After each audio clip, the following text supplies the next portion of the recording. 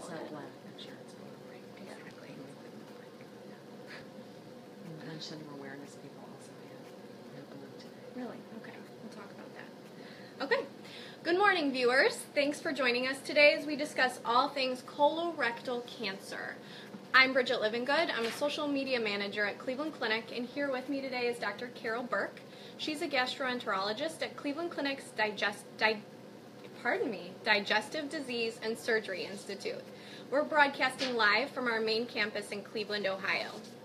Over the next 30 minutes or so, Dr. Burke will be answering your questions about colon cancer. Many of you submitted questions to us on Facebook and Twitter, so we'll look to get those answered for you. You may also submit your questions live as we broadcast. So before we get started, just a couple of quick reminders for our viewers. Remember to turn up your volume and ask any questions using Facebook Live. And remember to tap on the follow button within our broadcast, and also opt in to get notifications the next time we go live with a broadcast. That way you won't miss a beat with us. All right, let's get to it. Thanks so much for being with us, Dr. Burke. Oh, it's my pleasure. Thank you for having me this important Colon Cancer Awareness Month. Yes, and we were talking before the broadcast. Today is also Lynch Syndrome Awareness Day. So during the broadcast, we hope to talk about what that means and what your risk is if you have the Lynch syndrome gene. Am I saying that correctly? Yeah, exactly. Okay, great. So we have a lot to get to, and we want to make sure that we make the most of our time. So I thought today we could start first generally talking about colon cancer, colorectal cancer, then spend some time talking about risk and risk factors, prevention and detection, and then finally we'll get to some treatment. Great. Sound good? Okay, That's perfect. So my first question is pretty general, but I think that I'm not alone in wondering the difference between colon cancer and colorectal cancer. Are they the same, or are they completely separate things? They're twin daughters of different mothers. So the colon is really the large bowel, and it's about 6 feet long, and the end of the colon is the rectum. So colon, rectum is the whole organ. And colon cancers are cancers that develop within the colon, and rectal cancers develop within the rectum. And it's important to make the distinction because there are different treatments if you have rectal cancer versus colon cancer. Okay, great. So there are some differences between the two. So how does colorectal or colon cancer start? This is a really important topic because colon cancer is one of the few preventable cancers because it starts as a benign or precancerous growth in the colon lining or the rectal lining. Mm-hmm. And over time, that can grow and then invade and go to other organs. So by knowing that colon polyps can turn into cancer, we can apply screening tests to detect polyps before they turn into cancer. Okay, so that growth that you're talking about, that's the polyp that you're seeing on a colonoscopy. Right. Okay. Yes. All right. It's akin to a wart on the skin. Okay.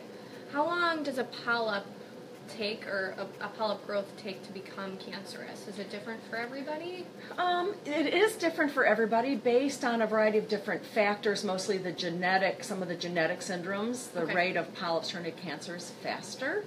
But from observational studies, and that's studies that look at a population and say, oh, in autopsies, when do we find polyps, at what age, and in what studies do we see colon cancer? And it takes about 10 years, we think, from the more common polyp called the adenoma to grow and turn into cancer. So 10 years seems like a long time, but I know we hear and talk about all the time that earlier detection is key. So, right, in managing the cancer if you happen to be diagnosed with it. Right. So early detection is key because if you detect colon cancer early, it's curable. Okay. And if you detect the colon polyps, the precursor to cancer, remove them, you don't even get cancer.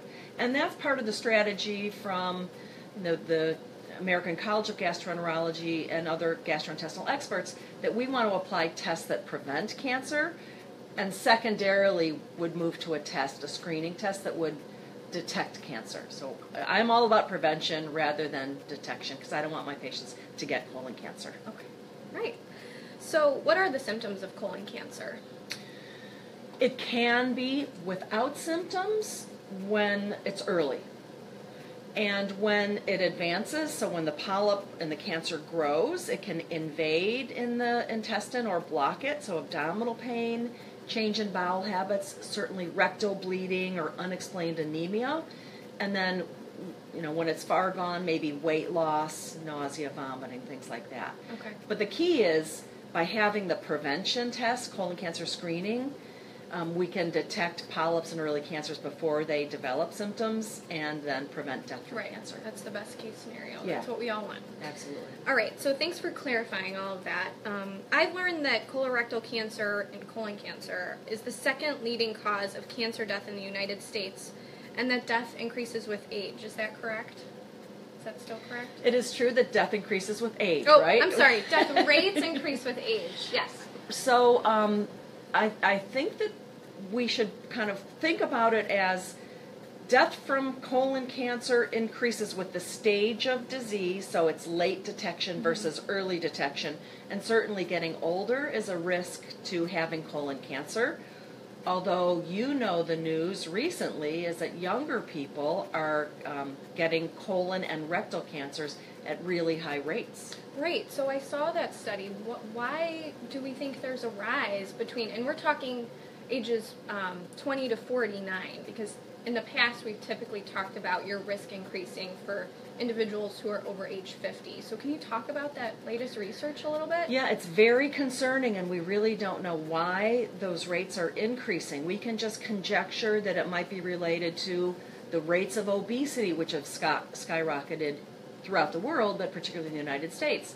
Also, the dietary habits of young people are typically bad, with processed foods. They're eating out of a can or a box or a bag or a fast food restaurant.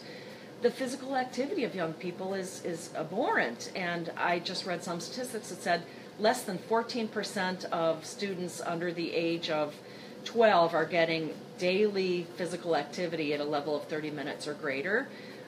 There's smoking rates, and the younger population is increasing, vaping. So I think it's obesity, physical inactivity, dietary changes, and then some of the other things that we're exposed to, like smoking, and probably toxins in our environment.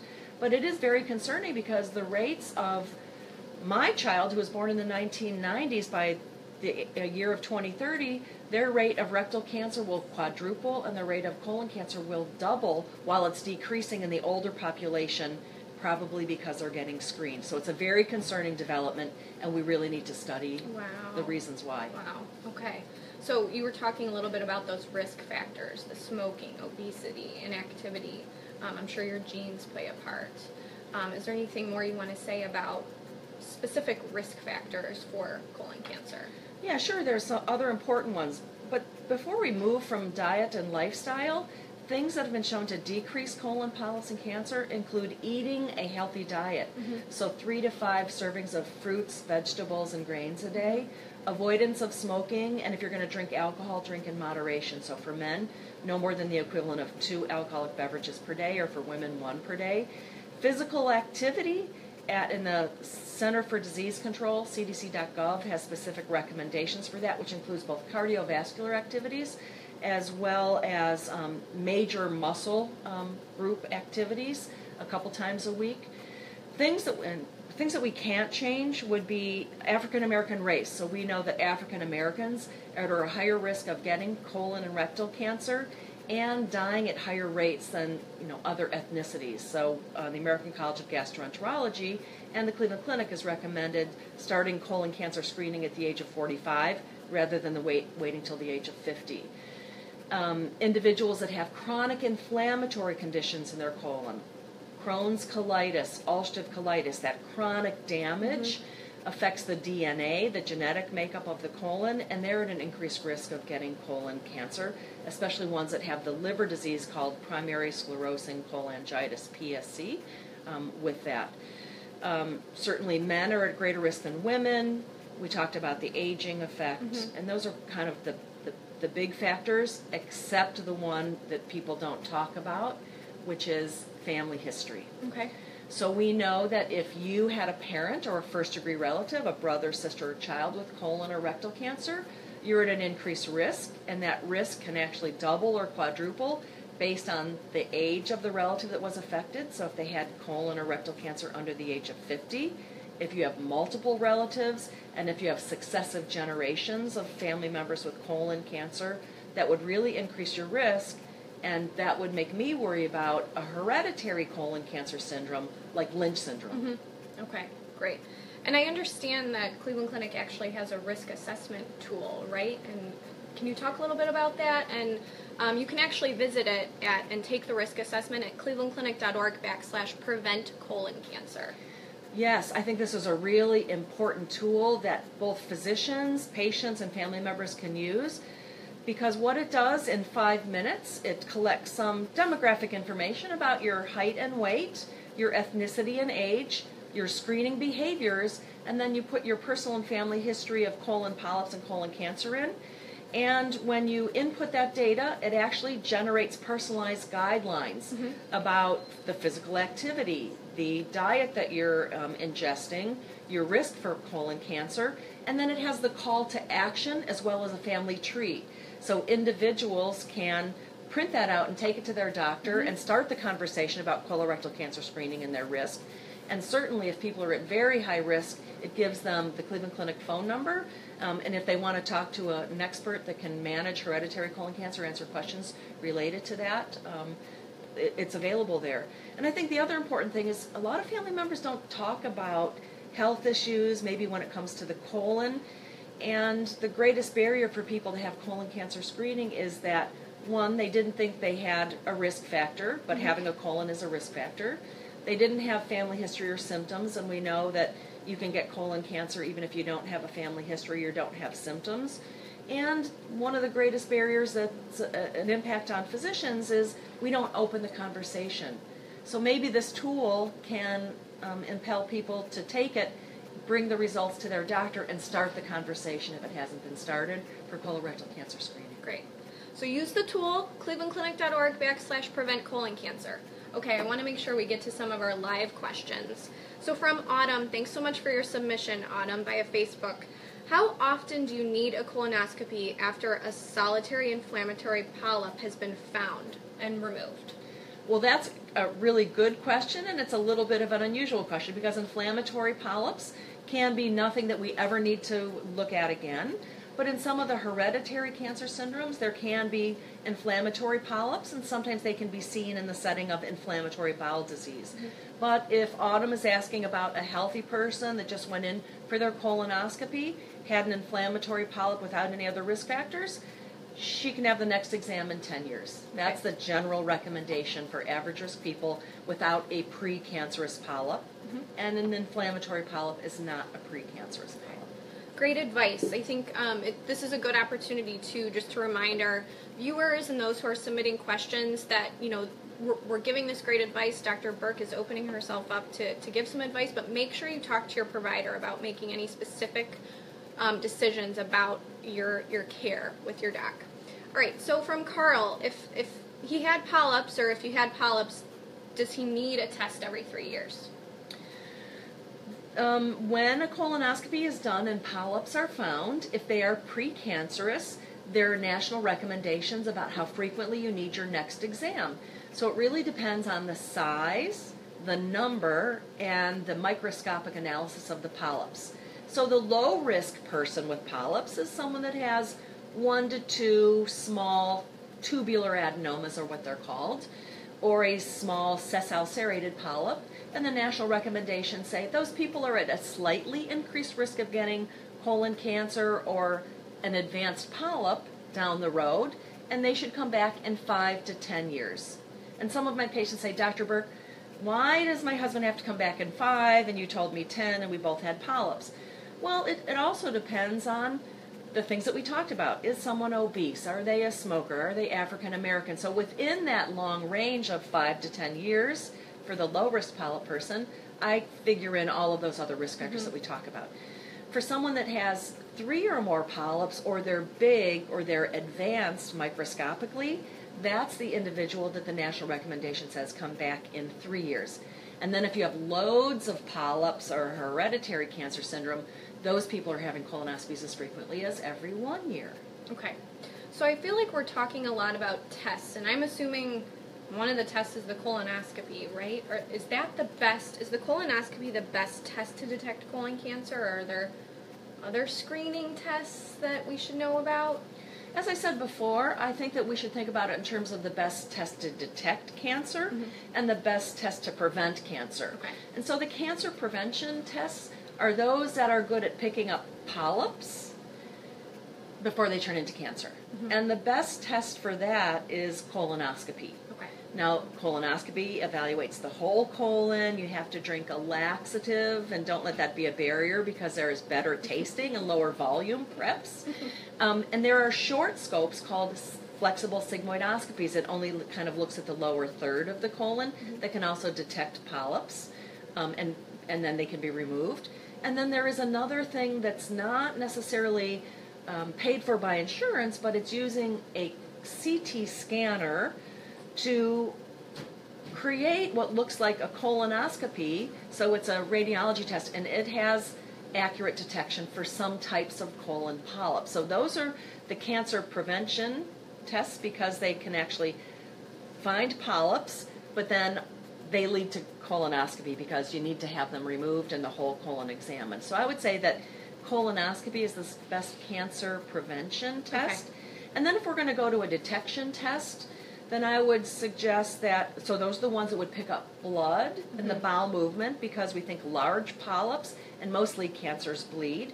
And that would be testing the stool for evidence of blood. It's a fecal occult blood test, fecal immunochemical testing. So it tests for blood that could be from a bleeding polyp or cancer within the colon, and that's on a yearly basis. Okay, thanks for clarifying that for me. Sure. So there's Sherry has a question for us on Facebook. At what age do you recommend screening if colon cancer is in the family? And she's specifically talking about her maternal grandmother. That's a great question because it's Family History Day today because we're talking about Lynch syndrome in part. And the national recommendations, and this very strong data that would suggest if you have a single second-degree relative, a maternal grandmother, with colon cancer, your personal risk is not so great. So I'd want to know more about her mother's history, if her mom had polyps. But based on that, you would start at the age of 50, and it would be a colonoscopy every 10 years or the fecal occult blood test, a FIT test every 1 year. However, if she said that her mother had colon cancer over the age of 60, some guidelines would recommend she would start at the age of 40, and the average risk options, which could be the colonoscopy every 10 years, fecal occult blood test or FIT every 1 year, a flex sig every 5 years, or there's some other tests we haven't talked about. And if the relative is really young, under the age of 50, then we start 10 years before the age of the relative, the first-degree relative that was affected. So if you were my sister and you had colon cancer at the age of 35, I would start at the age of 25, so 10 years younger, or at the age of 40, whichever is younger. Okay. All right, let's talk about the colonoscopy a little bit more because you mentioned that there's been some changes in the prep and everything like that. So can we ease some individuals' concerns about that it shouldn't be so daunting to prepare for a colonoscopy anymore? I think that we've broken many barriers when it comes to that regard. So when I talk to people, a lot of men say, oh, that's the colonoscopy? Are we done? The guys at the barbershop said it was going to be horrible, it would be painful. So one barrier is people are concerned that it's going to hurt, and we have great anesthesia. Now, that's not to say that we can't do colonoscopy without sedation for those people that want a colonoscopy without sedation, but there is great sedation, including conscious sedation, where I give you a combination of medications, and most people sleep, most people are comfortable, they're not experiencing any pain, so I think pain shouldn't be a barrier. But for people that really have maybe a higher pain sensitivity, we can actually use an anesthesiologist, and that's called monitored anesthesia care or general anesthesia, so they're completely asleep. They don't remember anything. So pain should not be a barrier. When it comes to prep, that was a big barrier, and it used to be a gallon of solution that didn't taste so good. And now we have half a gallon, and we've gotten so small as to be 2 5-ounce containers of laxatives associated with whatever beverage you want. And my patients say the newest prep on the block tastes great, and it works well. So prep should not be a barrier. I think the only thing that patients really need to be concerned about these days is, do you have the right operator doing your colonoscopy? And there are some quality metrics, so patients should be sure that their doctor is able to get all the way around the colon 98% of the time, that the doctor can detect polyps, and there's national benchmarks for that. Adenoma detection should be 30% of the time in men and 20% of the time in average risk women. That they completely remove polyps and they spend the right amount of time withdrawing the scope. So I think when these days patients are so sophisticated that they should look up some of these quality metrics and maybe have the conversation with the doctor about, well, doctor, what is your adenoma detection rate? Or what percent of the time do you complete the colonoscopy? Because there's great variability in between people doing colonoscopy. And so patients should really get a quality exam. Right. So be the empowered patient, do your research, and ask the right questions. Absolutely. Of your potential provider for your colonoscopy. Yeah. Great. So we have talked about genetic testing and some genes that put you at higher risk for colon cancer. Who should be tested? Who should get genetic testing, I guess is the question. Yeah, so genetics in the past was a very expensive process of looking at a single gene for a single cancer. So let's take a widespread example like breast cancer, where many women, and Angelina Jolie kind of brought it to the forefront, BRCA1 and 2 testing. So that's hereditary breast and ovarian cancer. We know now that there's many other genes that can cause cancer, and Lynch syndrome is a hereditary cancer syndrome, oftentimes with a family history, but 50% of the time there isn't a family history, that is caused by 5 specific genes. Because the cost of genetic testing has gone down so much over the last decades, patients with cancer can get a panel of cancer genes that can look for breast cancer genes and Lynch syndrome genes and other hereditary colon cancer genes, and some other genes that are not highly penetrant called moderate penetrant genes. And so people are getting panels, and some people are showing up in my office saying, I didn't even have a family history of Lynch syndrome. How could I have it? I had breast cancer, or I had endometrial cancer. So family history is important, but genetic testing is offered to people with cancer, and now it's oftentimes a panel of 25 genes that can predict your risk of a variety of cancers and may be the cause of a cancer you didn't expect, like Lynch syndrome causing breast cancer or endometrial cancer. Got it. So let's move on to treatment, if that's okay with you. Absolutely. The American Cancer Society estimates, according to my research, that in 2017 alone, 95,520 people will be diagnosed with colon cancer, and nearly 40,000 people will be diagnosed with rectal cancer. So that being said, I think it's really important, even though colon cancer is preventable, you've said it before, there still are many, many people out there who will be diagnosed. So let's talk a little bit about treatment. I assume, and I believe you mentioned earlier in the conversation, that it's different for everybody depending on their stage. But generally, can you talk about how colorectal cancer is treated? Yeah, sure. So the first thing is, if a colon cancer is diagnosed, staging needs to occur. And that's the process in which people undergo a CAT scan of the abdomen and pelvis, and maybe a chest x-ray, specific lab work to look for markers that colon cancer can produce and circulate in the blood. So staging is done. And if cancer is detected in an early stage, which is the best hope, is that just removing the segment of the colon that has the colon cancer in is curable. When colon cancer goes to lymph nodes, more treatment is required, and that usually is chemotherapy. So that's the use of medications directed to basically kill cancer cells that have gone outside the colon. Okay. Rectal cancer is a different ball of wax, though, and oftentimes patients don't go first to surgery, but they go to use multiple modalities, including radiation treatment to the tumor as well as chemotherapy.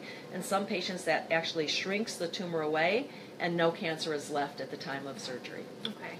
So the takeaway is that your provider or your team of providers will put together a management plan or a treatment plan based on your specific case. Right, a personalized treatment plan. And I don't want people to be fearful of not getting tested for colon cancer, because some people still think that having the diagnosis of colon cancer means a bag, and it doesn't necessarily mean an external bag. Most of the time, in virtually 90% of the cases or more, the intestines are hooked back up, and sometimes that drives fear. They don't want to be tested because they never want to live life with a bag. Mm-hmm. So speaking of the treatment team and the provider, what kind of provider or doctor treats colon cancer? Generally, it's a colorectal surgeon that would be doing the operation, and then the medical oncologist or the radiation oncologist would be part of the treatment team. And at the Cleveland Clinic, we have a multidisciplinary team that reviews all cases of colon and rectal cancer and develops a treatment plan. But radiation oncology, medical oncology, and colorectal surgery.